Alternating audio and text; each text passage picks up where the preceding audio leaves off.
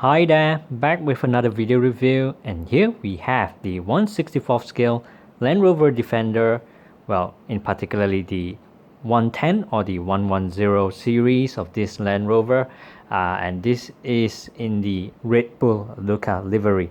So this is produced by Mini GT. So just a quick run through of the packaging just before we get into the review. So it's pretty apt for Mini GT to release this as the 110th model. So apt because of the labeling of this particular Land Rover.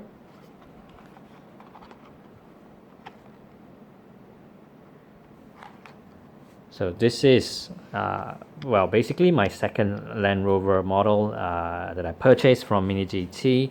As I've explained in my previous review of the Land Rover Defender 110 in the Golf livery, I'm not really a fan of the Land Rover, but I think with both the Golf livery as well as this Red Bull livery, I think these are the two most eye-catching models for these Land Rover Defenders. Anyway, without further ado, let's just start the review from the side profile. So, well, because of the paintwork on the body, I think it's not that easy to see the details on the door markings as well as the door handles. But I'll try and do my best to, well, try and explain the details. So, obviously, the first thing that really catches the attention is the Red Bull logo. And I do want to point out that the details are very nicely captured by Mini GT. As you can see, all the lines are very visible, very sharp. So far so good, no blemishes whatsoever. And then you've got the Red Bull marking or the sponsor and the side here. And just want to highlight, with the door handles, these actually feature some 3D feel to it, so it's not just a flat or smooth surface. And as with all Mini GT models, they do come with side mirrors, and on this one, similar with the Golf livery, it does feature a reflective sticker, so that's not bad.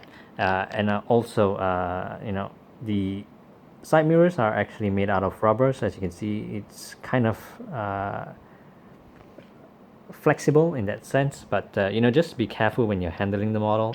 And with the wheels, yes, they do roll, and of course a plus point with Mini GT models is that the wheels, they do come with rubber tires.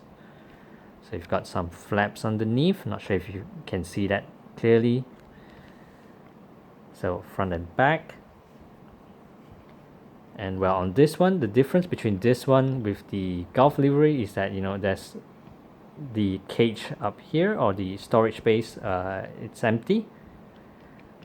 Let me just try and get the Golf livery to just put a quick side-by-side comparison. So just trying my best to capture both of these models in the same screen.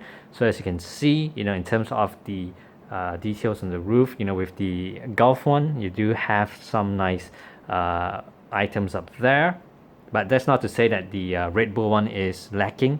I think with nothing to see up there, you can actually appreciate the work done by Mini GT on the bare version.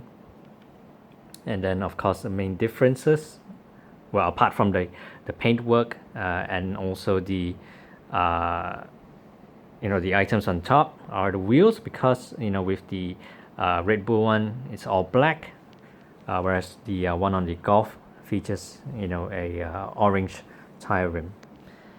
Anyway, enough of the Golf one, because today's main feature is this Red Bull one. So let's just move on to the front profile. So on the front, the details are again nicely captured. You've got nice details on the grills. These are not perforated, as in there are no holes to it, but as you can see, with the design, it's not just something that looks very plasticky or very toyish. Really props to Mini GT for giving these 1/64 scale models live. And you know, just take a look at the front down there. So just thought of zooming in to see if I can, you know, just try and capture the Land Rover badge as sharp as possible, but unfortunately with my phone camera it's not gonna give us that feature.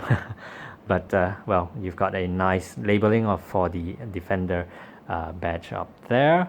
And you know, as with the headlamps, well, these are actually plastic inserts.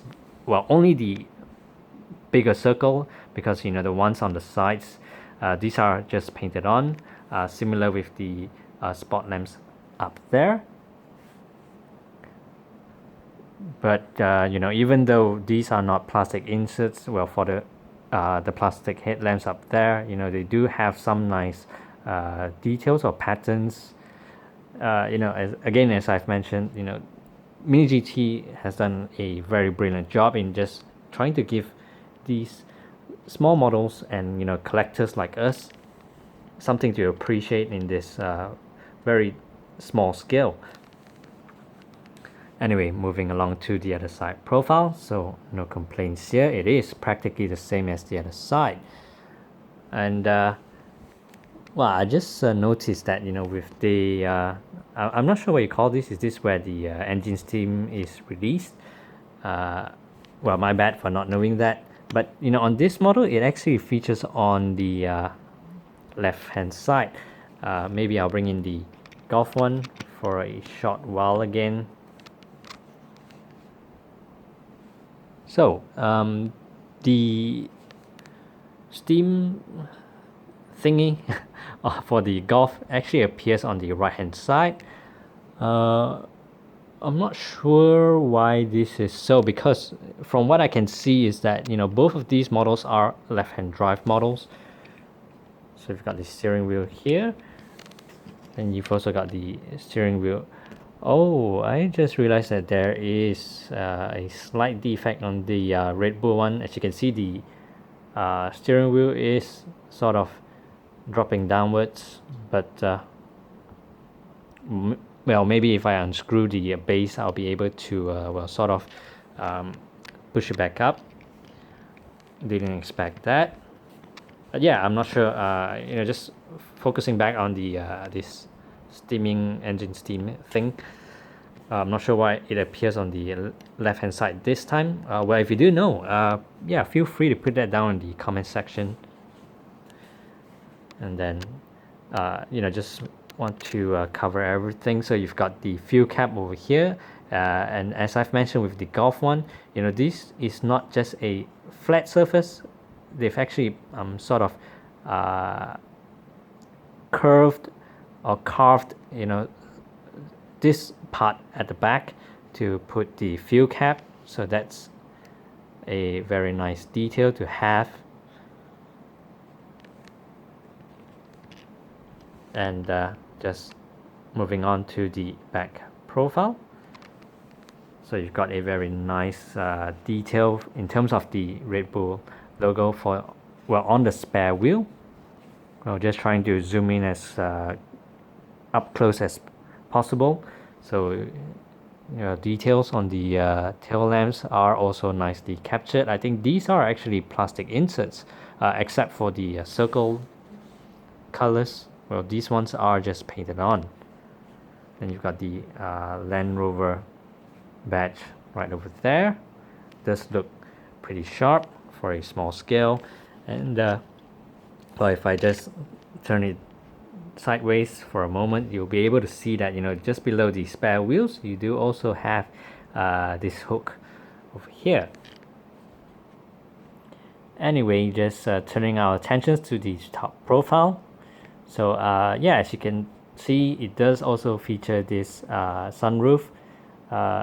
You know, like I mentioned, it doesn't matter if it doesn't feature, you know, all those thingies up there, unlike the Golf one. So with this one, you know, because you don't have anything up there, you will be able to see, you know, that it does have this particular sunroof feature.